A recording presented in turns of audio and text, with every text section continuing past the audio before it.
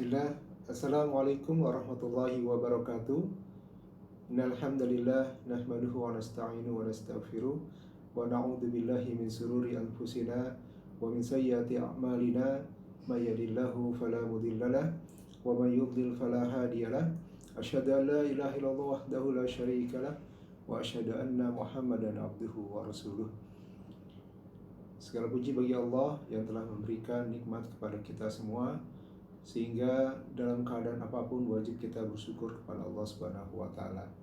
Dan salah satu rasa syukur adalah kita mengilmui syukur itu dan kita terus bersemangat di dalam mencari atau menuntut ilmu agama. Alhamdulillah pada hari ini kita berkesempatan untuk membahas sedikit tentang Khulafaur Rasyidin.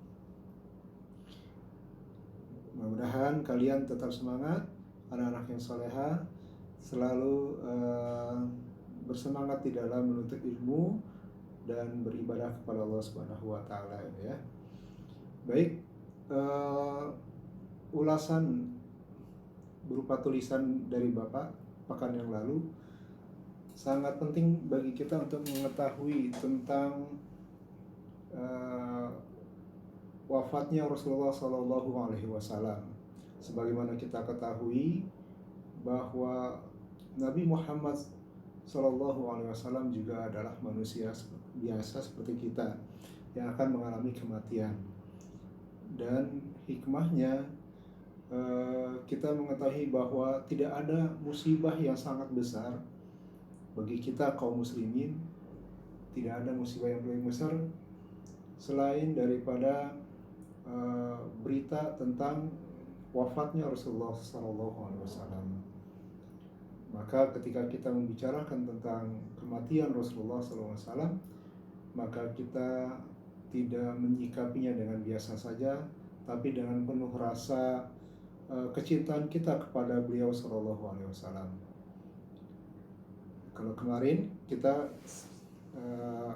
mengetahui bahwa salah satu penyebab kematian Rasulullah SAW dimulai dari sakitnya beliau adalah disebabkan Rasulullah sempat memakan daging kambing yang sudah dibumbui racun ya oleh wanita Yahudi.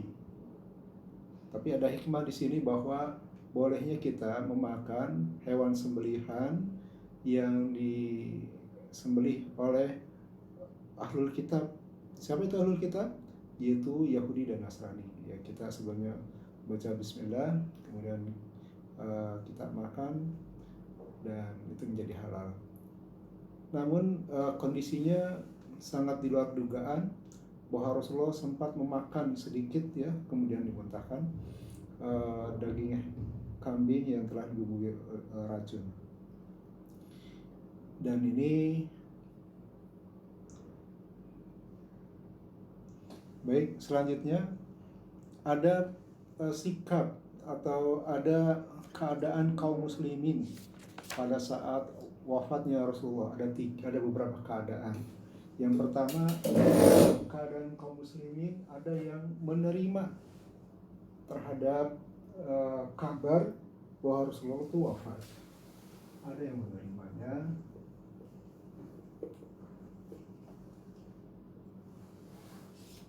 ya. Kemudian ada yang merasa tidak percaya bahwa Rasulullah akan wafat. Nah, ini Umar bin Khattab radhiyallahu anhu ini termasuk yang mungkin karena saking cintanya kepada Rasulullah SAW, mendengar kematian Rasulullah dia tidak percaya gitu ya.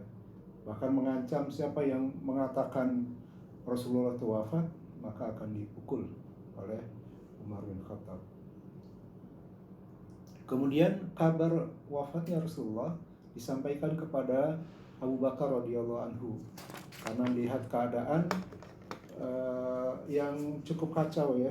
Cukup kacau. Kenapa kacau? Karena banyak orang yang mempertanyakan tentang kematian Rasulullah. Ada yang percaya, ada yang tidak percaya. Kemudian ketika Abu Bakar mendatangi jasadnya Rasulullah yang sudah ditutupi oleh kain, kemudian dilihat wajah Rasulullah, kemudian diciumi, ya, kemudian meyakini bahwa Rasulullah benar-benar wafat.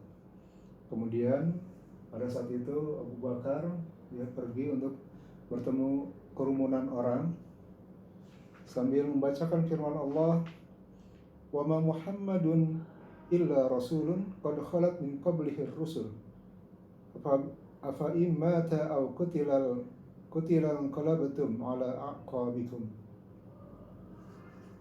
wa ma Muhammadun illa rasulun qad khalat min qablihi rusul." Muhammad itu tidak lain hanyalah seorang rasul. Afa in mata aw qutilan qalabtum ala aqabikum. Sungguh telah berlalu sebelumnya beberapa orang rasul juga, ya. Wa may yanqalib ala aqibaihi fala yadurrullaha syai'a.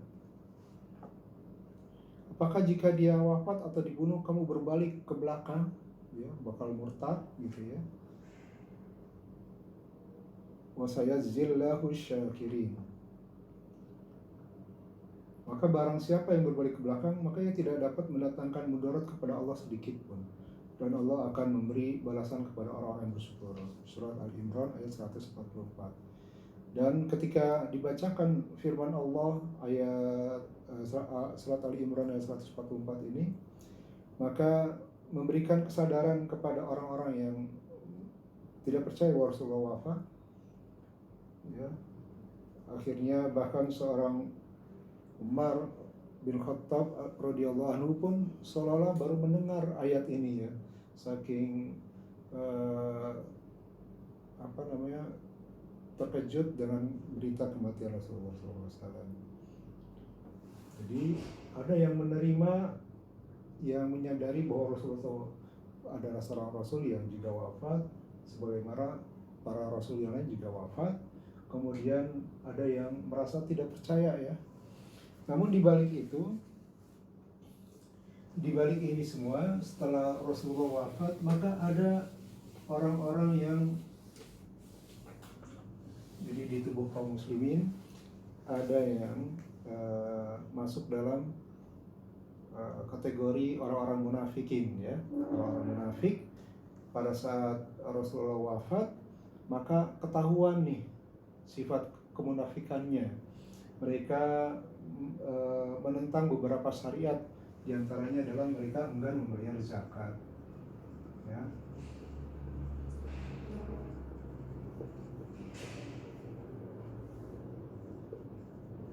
Bahkan ada yang lebih dari ini adalah mereka ada yang kembali menjadi murtad, ya. Kembali menjadi murtad.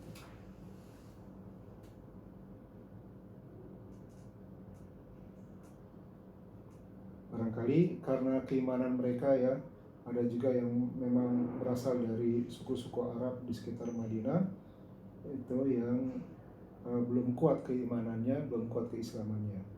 Ada juga yang memang mereka menentang syariat Islam sesungguhnya, kemudian mereka enggan membayar zakat.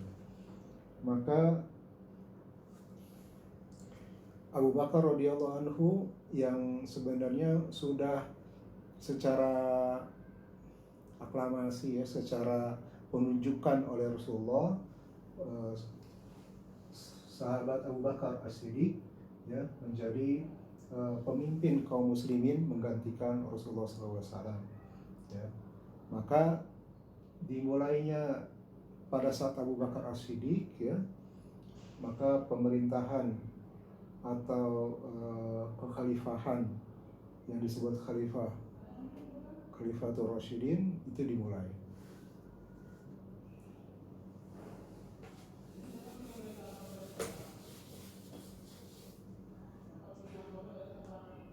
Khulafaur Rasyidin sendiri, khulafa jamak dari khalifah, ya.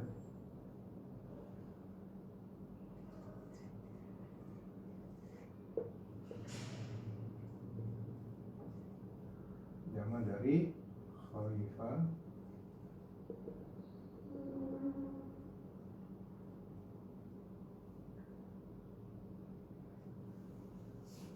yang artinya adalah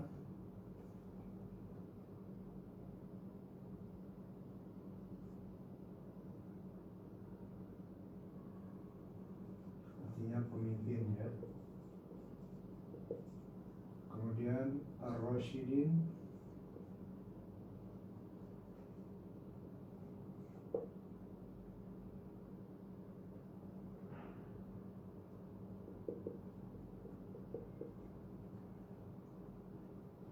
ini artinya orang-orang yang lurus ya. Maksudnya yang diberikan petunjuk.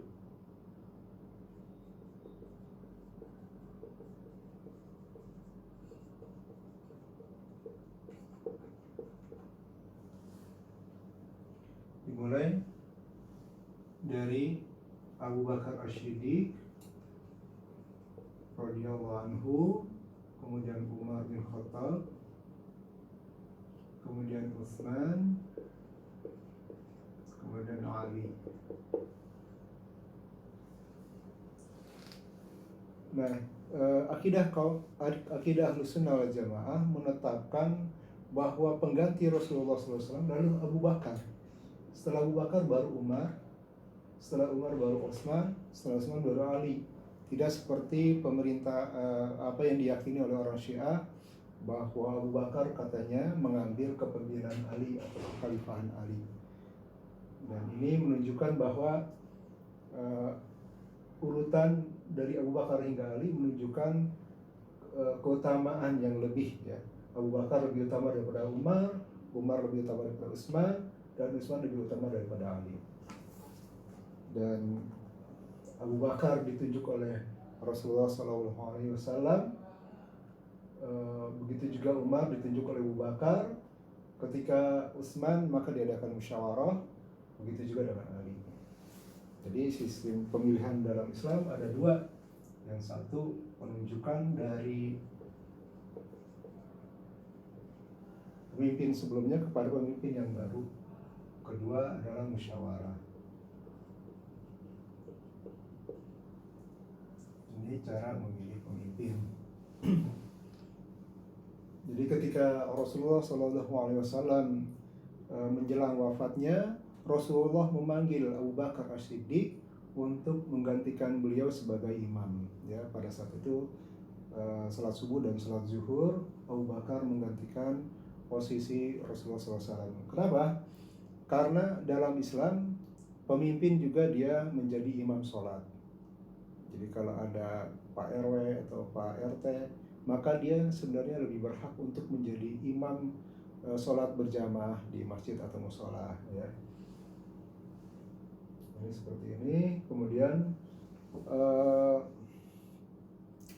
Rasulullah SAW di dalam hadis dikatakan bahwa khilafatun nubuwah salasuna sanah tsumma yu'tiyallahul mulka may yasha, bahwa masa kekhalifahan yang 4 ini itu jumlahnya atau lamanya sebanyak 30 tahun. Adapun setelahnya, setelah Ali gitu ya, maka tidak lagi disebut Khalifah Rasyidin, tapi disebut raja. Dan raja yang paling terbaik ya setelah kekhalifahan itu adalah Muawiyah. Di buku kalian di halaman 2 disebutkan di sini bahwa pengertian Khulafaur Rasyidin adalah pertama menyampaikan risalah. Jadi ketika Nabi Muhammad dipilih oleh Allah untuk menyampaikan risalah dari Allah dan membuat syariat untuk umatnya.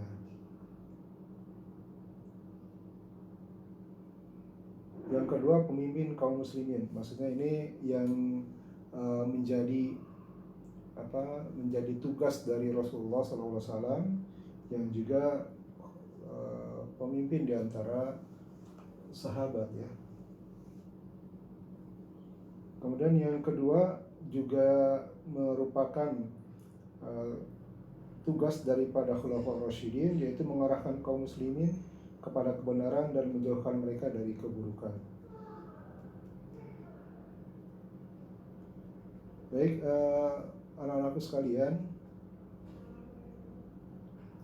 maka ketika Rasulullah SAW wafat, maka urusan kaum muslimin, ya, baik dari urusan dunia dan agamanya, maka diambil alih peranannya oleh para Khulafaur Rasyidin ini. Adapun masa kepemimpinan dari Khulafaur Rasyidin adalah di buku kalian, ya, ditulis Abu Bakar As-Siddiq 2 tahun 5 bulan. 2 tahun 5 bulan. Kemudian Umar 10 tahun 5 bulan. Kemudian Utsman 12 tahun. Kemudian baru Ali 5 tahun. Kurang lebih, ya, 30 tahun, ya, masa kekhalifahan Kekhalifah Ar-Rasyidin sebanyak 30 tahun. Nah, bagi kita itikat Ahlussunnah wal Jamaah terhadap Khulafaur Rasyidin ini yang 4, karena mereka adalah sebaik-baik kurun, sebagaimana Rasulullah SAW bersabda, khairun nasi qarni, tsumma ladina yalunahum, tsumma ladina yalunahum.